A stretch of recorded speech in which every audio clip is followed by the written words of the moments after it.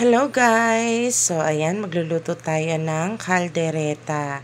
So ito yung ating mga ingredients. Yung iba nagmamarinate ng karne, pero ako nagpakulo na ako ng pata last night. So para ma-prepare ko na yung aking lulutuin at hindi na masyadong matagal sa pagpapakulo. And then after nyan ay ipapry natin ng konti yung ating patatas at ang ating carrots, and same pan ay ilalagay din natin yung ating karne at isosotein lang natin yan hanggang sa mag golden brown, at ilagay na natin ng sibuyas at bawang.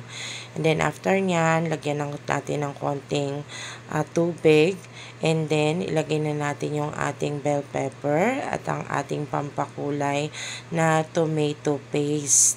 So yung tomato paste na yan ay mag-a-add ng color at flavor sa ating sauce. So yan, hintayin lang natin yan kumulo. Pwede na natin yan ilagay yung ating patatas at carrots na prinay natin kanina, at takpan natin para maluto pa uli yung ating mga ingredients, or para masoak pa siya dun sa sauce natin. At ayan, kapag kumukulo na, pwede rin nating ilagay yung ating pampalasa na liver spread.